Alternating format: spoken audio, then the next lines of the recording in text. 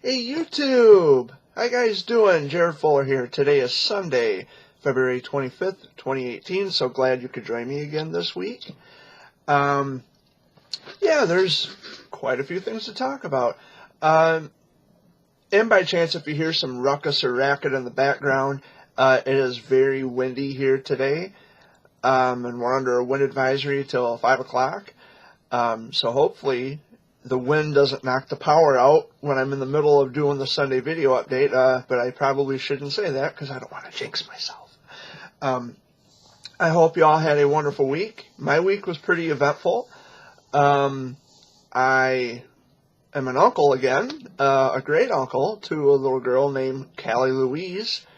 Callie, if you're watching this, Uncle Jared loves you so much. I know you're only a few days old now, but I can't wait to meet you. I can't wait to hold you and kiss you all over your face. I can't wait to spoil you. Uncle Jared loves you, baby. Mwah. And Corey, you're going to be a wonderful mom. I miss you too. I can't wait to see you too. It's just weird that my brother is a grandpa. It's just weird to say it. And now my mom and dad are great grandparents, so it's a different chapter of our lives. And what that in turn does is it awakens the mortality in me. And what I mean by that is I realize that time's ticking.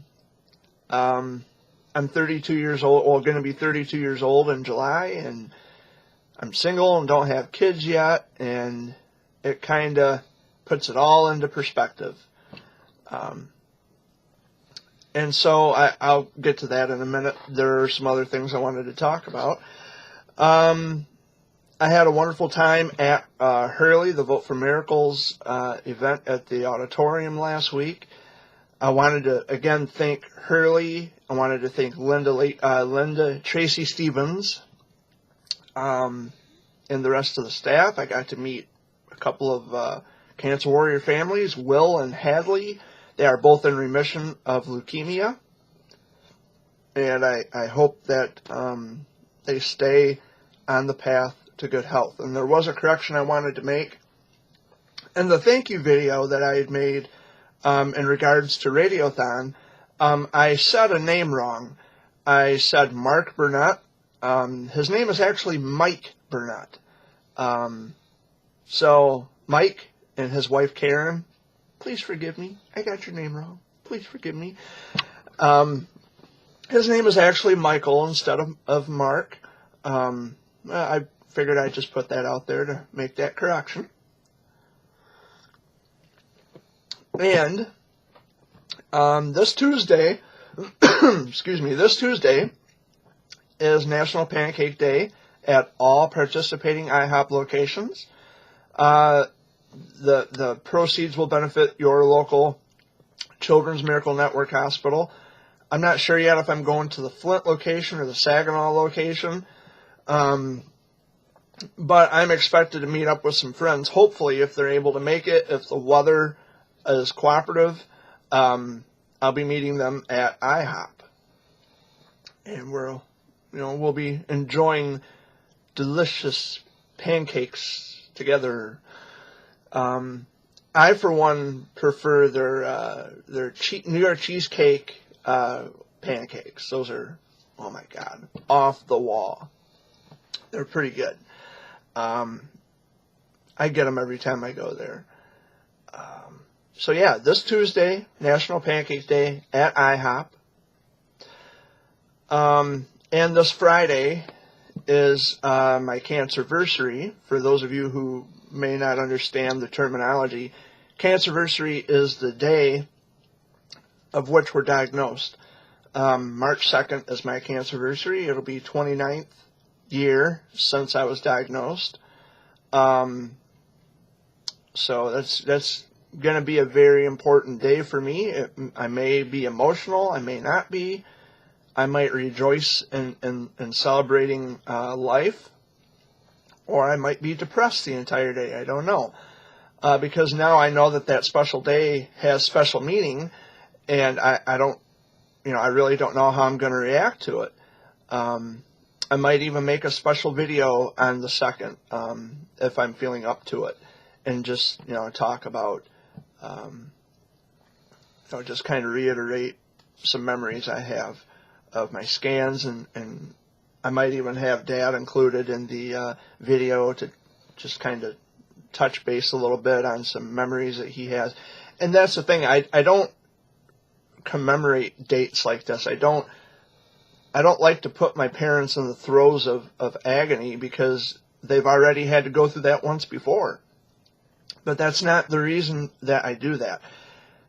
I do it because not only do I want other people in the community to understand that I understand them and I understand the journey, but the more information I'm able to gather about my journey and about my battle, the better, and the more of a complex knowledge I'll have that I'll be able to reintroduce back into the community to people who would like some additional information or education about Wilms tumor, or any anything to do with the battle that I can relate to on a personal level. So it's always important to sharpen up on my education about things. There are some things that Google just can't do. There are some things that Google just can't provide. Because when you go through something like that on a first-hand level, Google doesn't compare to what you already personally know about the situation you've been in. And it's not to discredit Google, because a lot of people use Google to get a better understanding and education about it if they are on the outside looking in and they were indirectly affected. A lot of the information that they see on Google may not match up with the reality of it that we know, or that we've come to hate. It's an entirely different world. We are our own Encyclopedia Britannica of childhood cancer. We know this journey. We understand it front to back, A to Z, and there are people who don't, and we have to be the ones to educate people as often as we can on every little aspect as possible, to make it known that we are those people that you talk to. Now, when you get the information, when you research the information on Google, it's not a bad thing, because a lot of that information that you get from Google, a lot of that had come from medical scientists and medical scholars who had taken that information and they had published it and made it known to a broader spectrum of people. And that's the point behind the internet, to educate and to help people put together and assemble a better knowledge and understanding about specific diseases and such. But again, like I said, it's those of us who've been through that personally can vouch for it. We can say, yeah, we've been there and done that.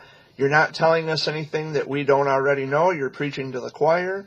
One of my advocate friends, my indirectly affected advocate friends, she always has that fear, oh, I'm preaching to the choir and I shouldn't. No, I'm actually glad that we have these conversations, because we're on the same page. We're right on board with each other, and it's wonderful that you can tell me things, because there may be things about other cancers affecting children that I may not know.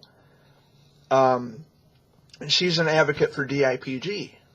See, so it kind of, we bounce off each other's information, and we kind of help each other, although I'm the warrior and she's just the indirectly affected advocate. But I don't want to devalue that by saying she's just an indirectly affected advocate, because there's so much more than that to her.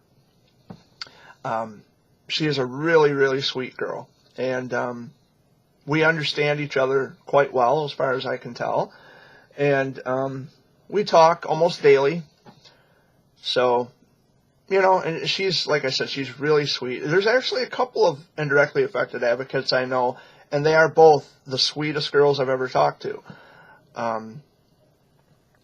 So, No offense, sweetie. I didn't mean to make it sound like you were just an indirectly affected advocate. That's like saying that the parents are just parents of warriors. Well, it's more than that. They're not just parents. They are the mom-cologists and dad-cologists who sit on the sidelines and watch their babies fight. It's not to devalue them or to put them on the back burner. It's not to keep them sequestered, because you can't. They are the parents. They know more about the kids than anybody else knows. So, yeah, we don't want to leave them out. But anyway, I wanted to get back to this whole, awakening my mortality thing that I had mentioned. So I'm a great uncle again, as I had stated, and what that does, awakening my mortality, it just means that I understand that I'm getting older, and out of the immediate family, I'm the only one who's never been married. I'm still single. I don't have kids. And now that my brother is officially a grandfather, which is just weird to say it, it makes me think. My two brothers, because I'm the youngest of three boys, my two other brothers, they have kids. One of them has been married and divorced, but they both have kids. I don't have children of my own. And now that my brother is a grandfather, it makes me think, well, you know what? I'm in my 30s. When my parents were in their, I'd say mid to late 30s, they became grandparents for the very first time by the granddaughter who made them great-grandparents for the first time. So it's just one of those things. I talked to a girl. She lives in Wisconsin. She is also a Wilms survivor like I am. And as far as I can tell, and I mentioned this in last week's video, as far as I can tell, we're pretty crazy about each other.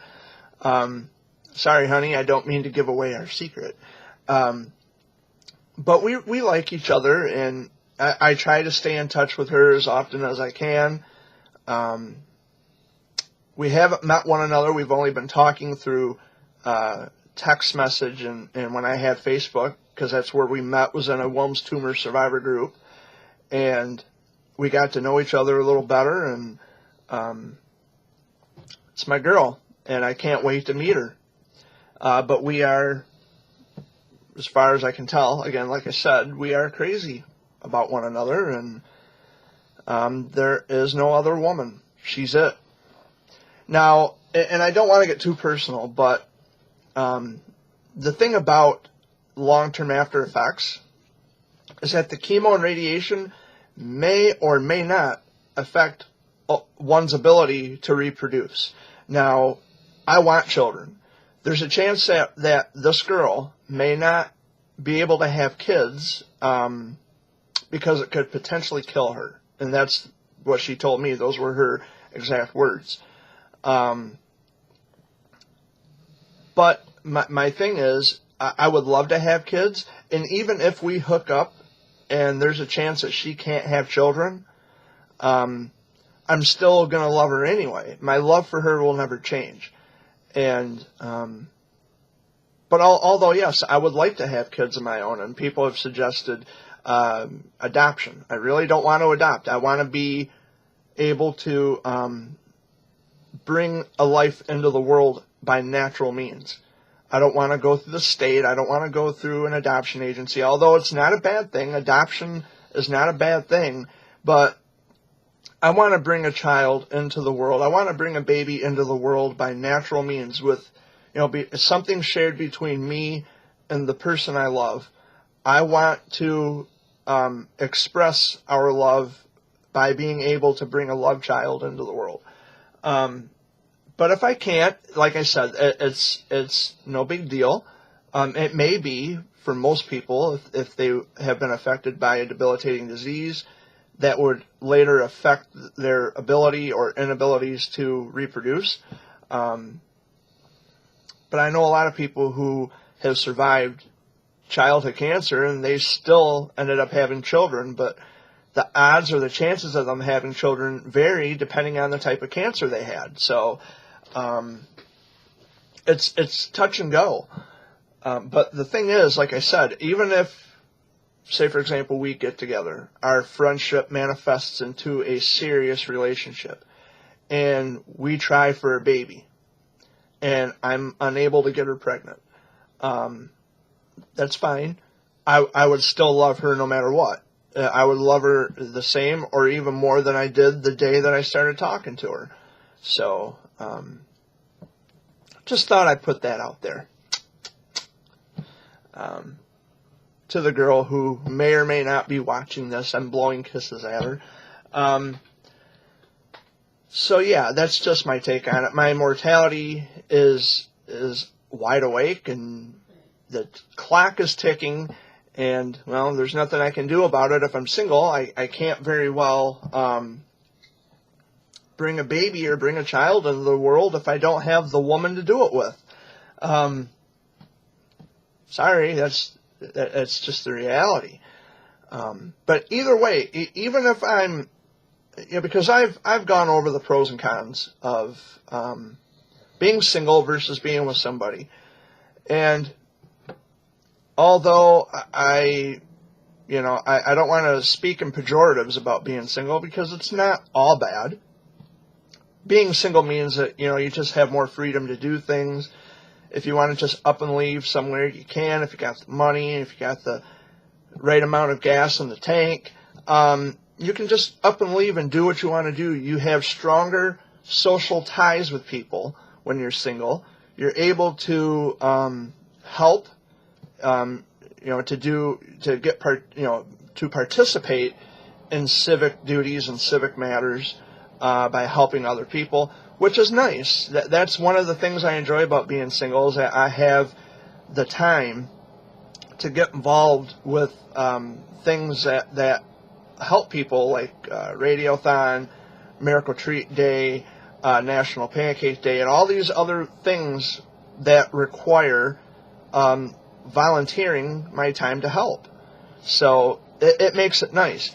At the same time, though, I could still do that and have a girlfriend, a wife, whatever. But when you have kids, it may be harder to do, because then you're on a schedule. And the schedule means that, you can't just up and leave whenever you want. Someone's got to be home with the child, especially when they're infants. Someone's got to be there to take care of the baby. And when they get to a certain age, okay, it's nice, you can do what you got to do during the early part of the day, but then you have to be back home before the kid gets home from school. You got to get them off the bus, or you got to go pick them up at the school. So there's all that to go to contend with. And like I said, it's not a bad thing, and I'm not speaking in pejoratives about it, but being single, it just means that I have just more freedom to explore and to take in reality and to live my life according to reality. So it's not a bad thing being single. I've gone over the pros and cons of single versus being with somebody.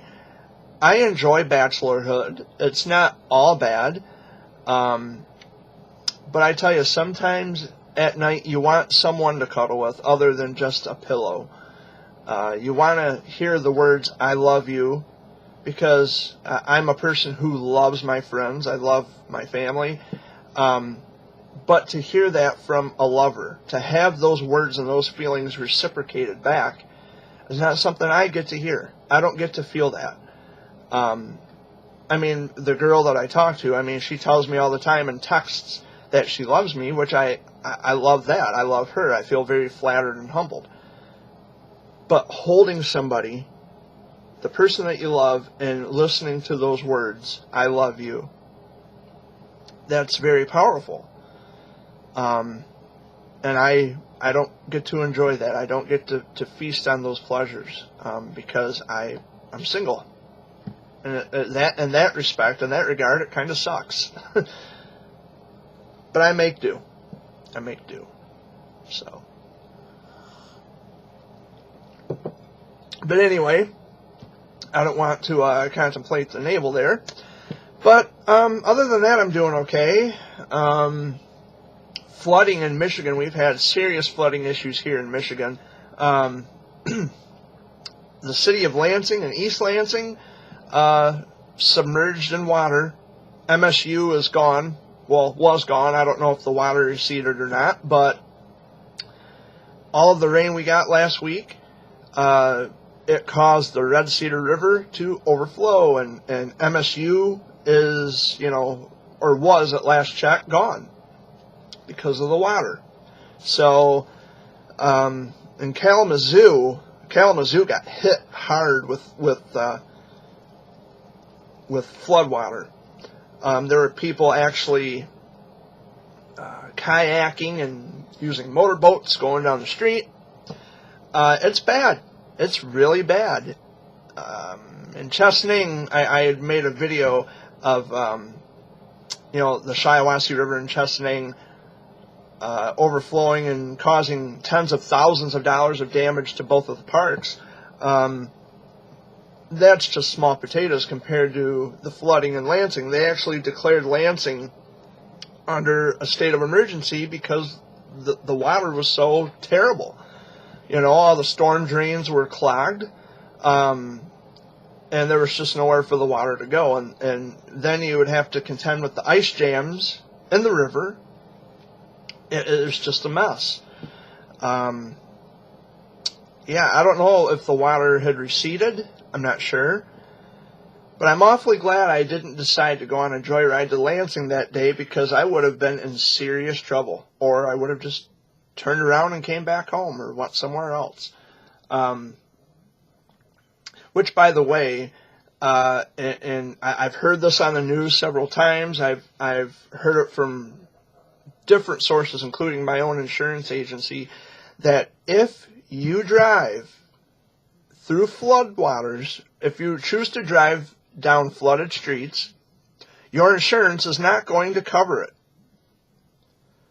Because you are endangering your life by being stupid, driving through floodwaters, trying to act all tough and macho, just so you'll have it on record, on videotape record, where you can share it on Facebook and, oh, look at me, aren't I a wise guy? No, you're a buffoon, because you're putting your life in danger, and if you have passengers with you, you're putting their lives at risk as well. It's not funny, it's not cute. There's a reason that they have the barricades up that says road closed, because you can't judge the depth of floodwater, ever. And it's dangerous. And not only is it dangerous, but there's this problem with water intake, which can stall your vehicle. You get enough water intake, your car is done. It's shot. And then what you would have to do is, if you get stalled in the middle of floodwater, and if you have passengers with you, then, if they're able to make it out, they would have to be rescued.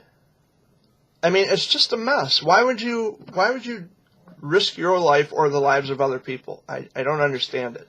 It's just stupid. Well, he made it through with his car. Well, la-di-da, willy-nilly. Not everybody has, you're not supposed to drive through flooded roadways or floodwaters anyway. Insurance won't cover it. At least I know here in Michigan, or I've been told anyway. I don't know. I don't purposely drive through floodwaters to put it on Facebook or to put it here on YouTube, because, well, I don't have Facebook anymore, but, the whole viral video thing where, oh, well, I can do something crazy and absurd and obnoxious and get the likes for it, which is just stupid. I mean, is that what you have, you have devalued your your personality down to a like. Come on, you know.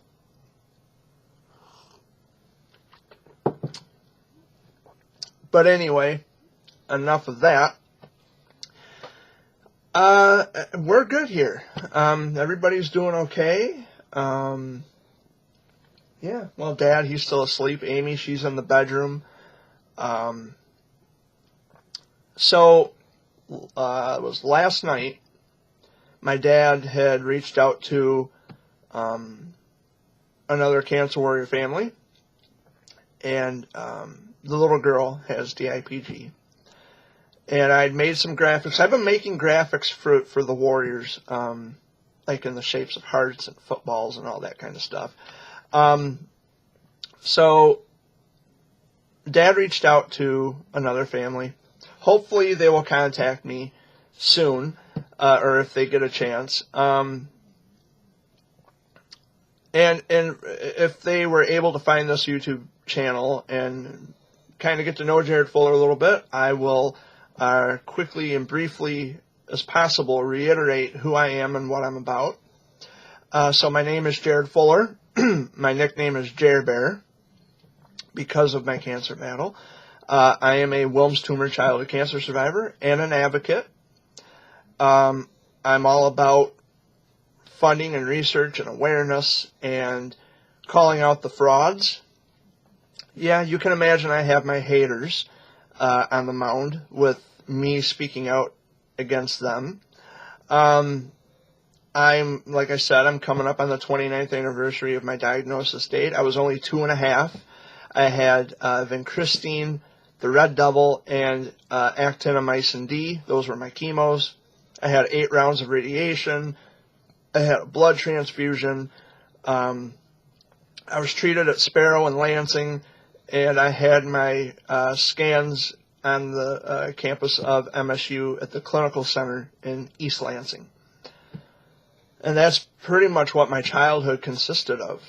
Cancer checkups, living with the long-term after effects of chemo. And I still do, even in my adult years. That will never go away. And while I'm thinking about it, I guess I can show you the scar on my stomach. I don't know if you can see that, but it goes across here. I had my kidney removed. I did not have a transplant. I've lived with one kidney since 1989. Here's another little mark. I don't know if you can see it. There's a little white blotch there on my wrist. That's where I had arterial blood gas. Very painful procedure. And here, I have to feel around. There it is. Let me see if I can get up close there. That's where I had my port for my chemotherapy. So, I don't know if you're able to see that, but that's all my battle scars. So, there you have it.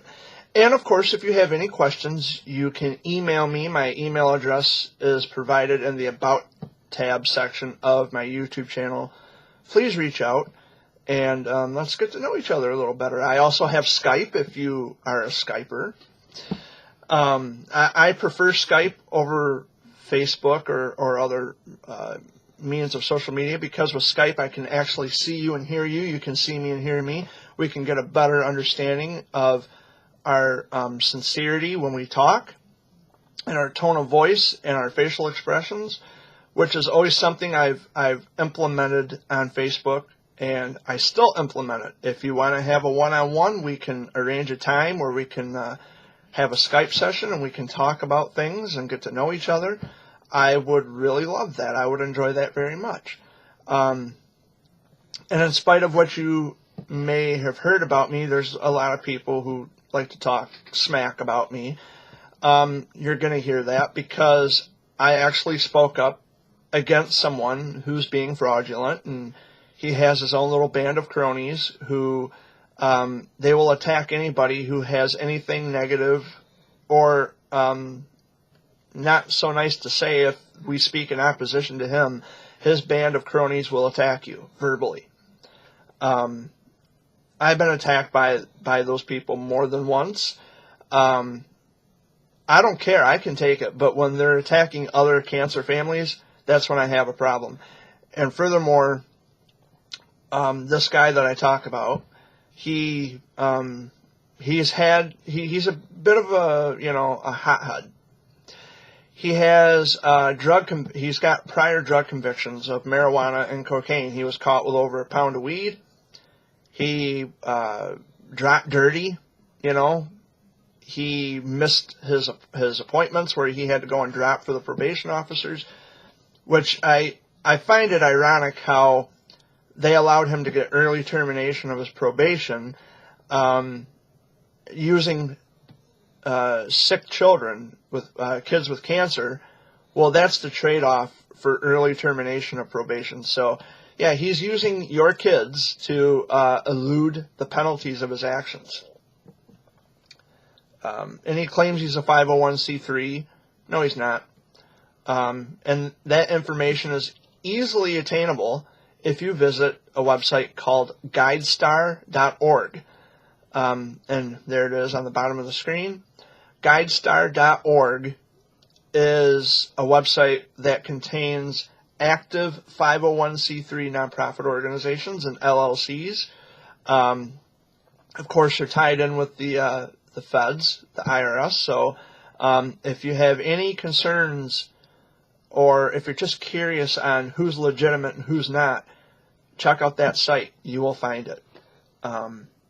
It has a complete listing of all of the active 501c3 nonprofit organizations and LLCs. I use it all the time, and if you have any doubts, that website will clear up the doubts for you. But anyway, yeah, that's who I am. I'm Jared Fuller. There's a lot of people on Facebook who will have nasty, negative things to say about me. None of it's true. What it is they have decided to jump on the bandwagon of, oh, Jared Fuller's nasty, this, that, and the other, as a way of retaliation to get back at me because I speak up about their so-called advocate who has been dishonest since day one. And he was challenged to appear on the Dr. Phil show. He's refusing the challenge. Instead, what he's doing is he's deflecting on the person who challenged him to appear by saying, oh, you're harassing me and you're being mean, you're bullying me. You're 40-some years old. Grow up. And you're not wanting to appear on Dr. Phil. Why? Are you running away? Are you scared that someone might find out the truth about you? A lot of people already have, and that's wonderful. And well, that's why I sit back with my arms crossed, because I've had my run-ins with him, and he's just a despicable, dishonest human being, and he needs to vanish into obscurity quick and stay gone. And there are people actively working to ensure that that happens. So, but yeah. There's, and then this is something else I wanted to point out. I've been accused of advocate bashing when it comes to this guy. Well, you would have to qualify as an advocate first, and qualifying as an advocate means that you don't get on a public forum like Facebook and ask a stupid, mundane question like, what should be the limit on fundraisers when treatment options have exhausted for the warriors? He said it. He said it, and I have the screenshot. I didn't delete the information. I have the screenshot to prove it. And he'll deny it all day long, or he'll try to turn it around and spin it as to, well, I didn't mean it like that. And then he'll have his people get behind him and defend him. Well, I didn't mean that. You said it. And that's how people took it, and they took it correctly. Because it's the kind of heinous, pompous jerk that he is. And that angers and frustrates people. Don't be calling yourself an advocate if you're going to question, especially question a child's diagnosis, which he has also done. He has accused a parent of lying about his child's DIPG diagnosis. He has referred to the parent as a drug addict. You know, he is single-handedly responsible for the division in our pediatric cancer community. Mind you, this community doesn't have, this isn't for him. He's Mr. Egomaniac, egomaniacal, egotistic, egocentric. It's all about Mr. Personality. He wants to be king protagonist in this community. That's not what childhood cancer is about, and it's not what being an advocate is about. This isn't a rendition of Annie, get your gun, anything you can do, I can do better.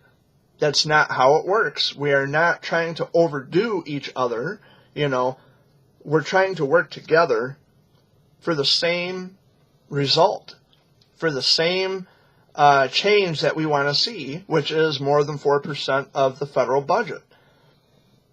And DIPG gets none of that, nowhere close to the 4%. In fact, it gets 0%.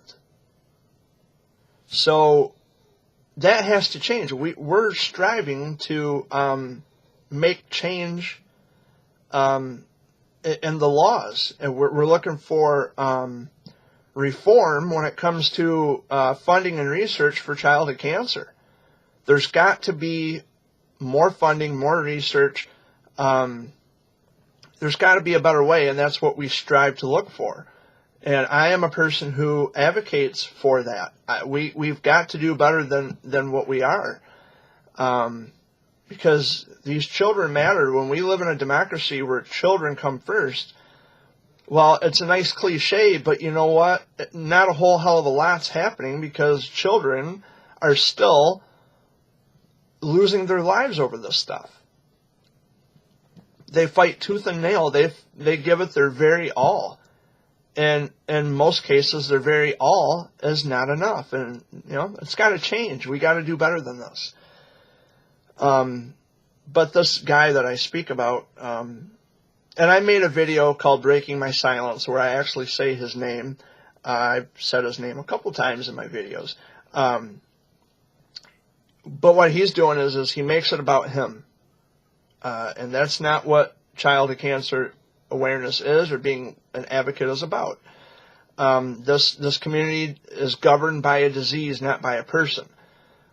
There's no chairman of the board. There's no mayor. There's no, king or queen protagonist. We are here organically and voluntarily. We didn't ask to be in this community. We didn't ask to be. This is not something we signed up for. Childhood cancer, if it were a bandit, an actual person, a thief in the night, it's because of that thief, because of that monster, that we're all together and we are all actively working to kill the monster or to find a cure for this monster. Because it's just not right. It's just not fair that a disease that kills children gets little to no attention, no funding, no research, none of that stuff. We got to do better. I've been an advocate since 2013. And when I came into this community and when I put that badge of advocacy on my chest, I did not come into this community with the mindset or the mentality that it's me versus other advocates, or it's me versus, the community as a whole. I'm not against the community. I'm for the community. I'm with the community. I'm a component of this community, a survivor, an advocate, because now that I'm older, I have a voice and I can say, I understand this journey. I'm not walking behind you or in front of you. I'm walking with you. I understand this on a personal level. And this guy that I speak about all the time, he is not a parent of a warrior. He's not a warrior himself. He cannot personally speak on behalf of other families whose children are going through this. He can't. There's just no way. He can, I drive across America. Well, good for you. Nobody should give a damn. And he just digs himself deeper and deeper holes. And I will admit that I was one of those people who went around and tried to warn everybody about him. I was wrong for doing so, because it just makes me look like an idiot. And that's why now I'm just kind of sitting back with my arms crossed, and I figure, well, you're going to find out on your own the hard way. I don't want it to blow up in your face, but if that's what it's going to take, then so be it.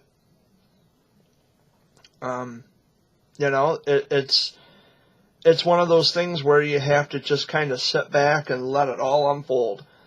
And there are parents who have said, wow, he had me fooled. He had me actually thinking that he cared. He doesn't care. I'm sorry, he never cared. And he still doesn't care. He's only concerned about making himself look like some kind of poster child for advocacy. And, he takes credit for other people's work.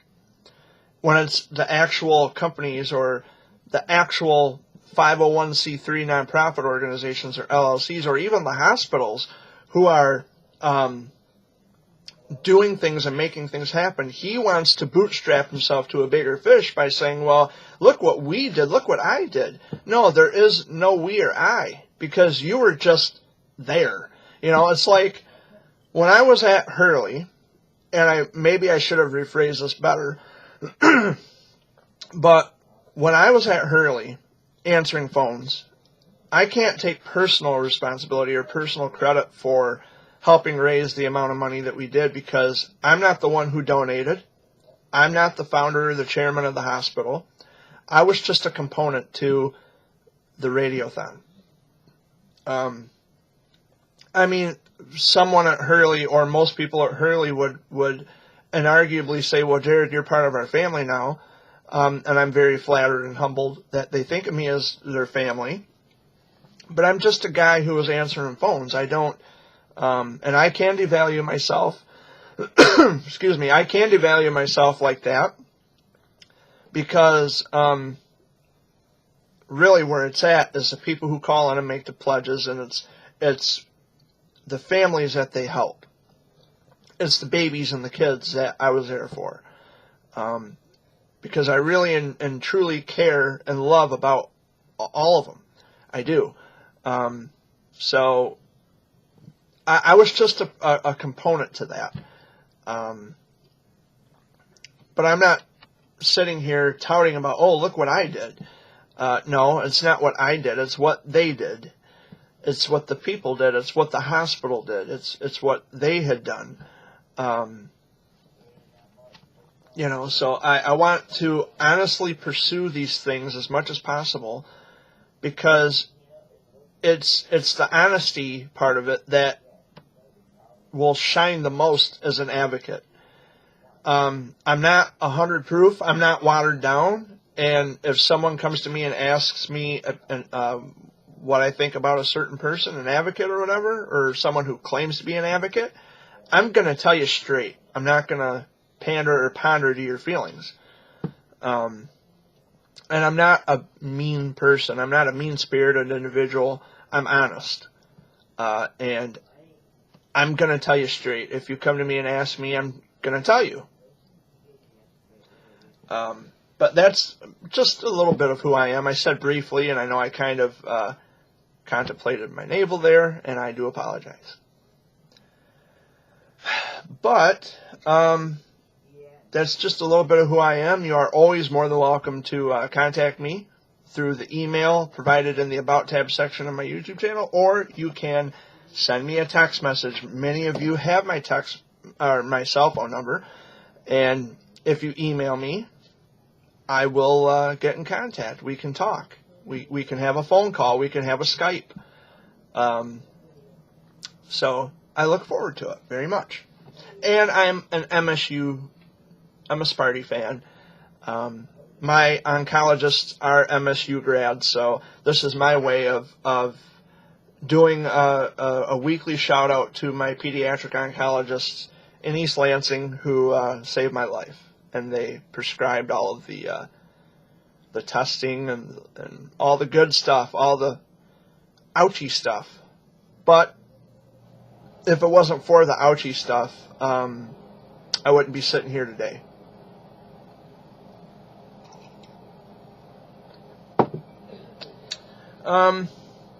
Okay, so I've been kind of blabbing here. I've been here about 45 minutes.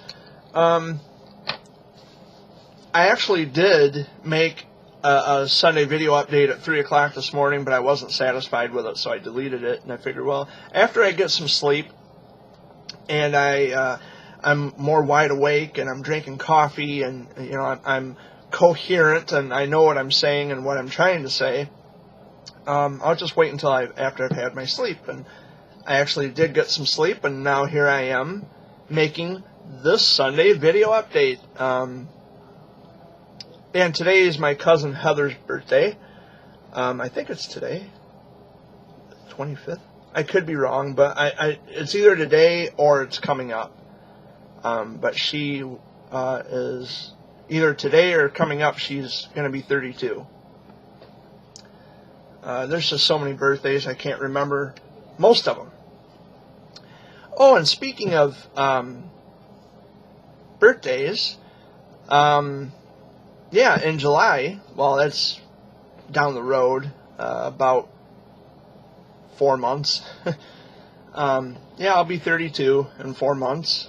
Well, after March, it'll be 4 months. But I'm doing okay. Yeah, he's still sleeping. Uncle Mark's gonna be over in a little bit.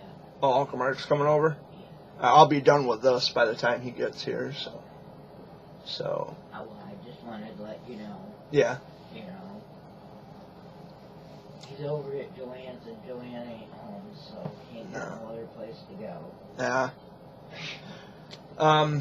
So I guess we're expecting company here in the next little while. My Uncle Mark Perkins, he comes over once in a while, once in a blue moon.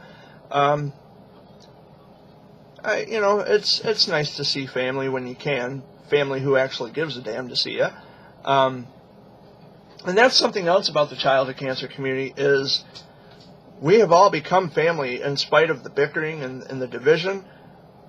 There's always going to be a part of each and every one of us involved that we have a personal relation, or we are all connected every which way in this community, and we understand each other, and we understand verbiage, we understand word lingo, we understand the fears and the anxieties and the rejoice and it's all prominent in this community.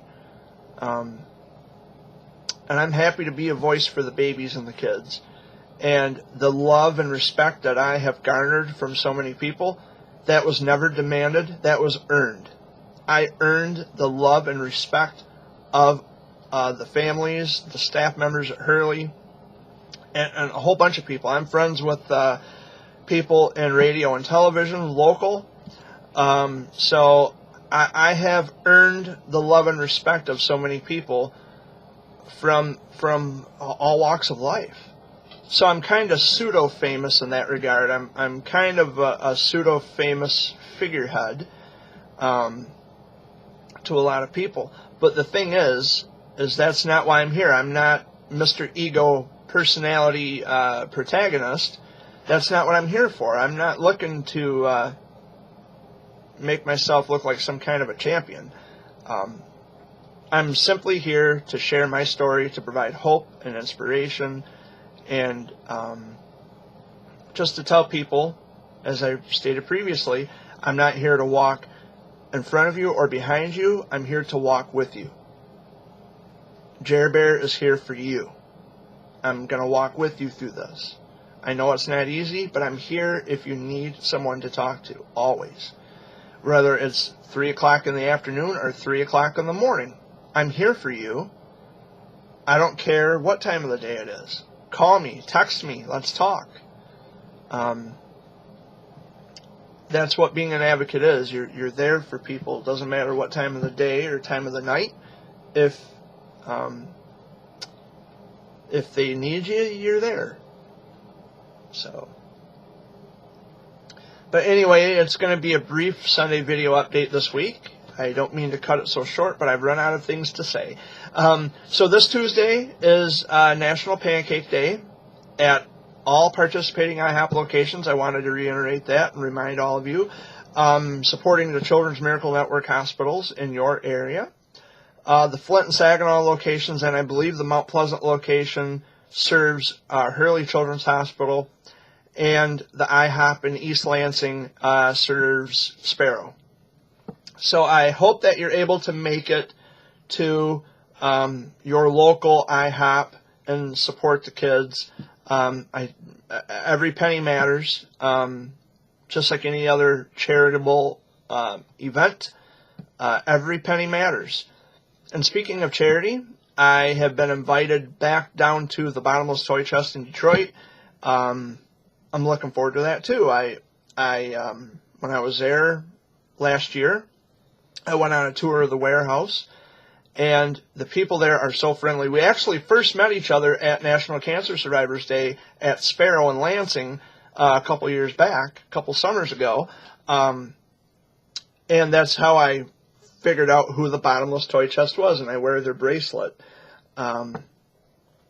So I'm looking forward to getting involved with them as well.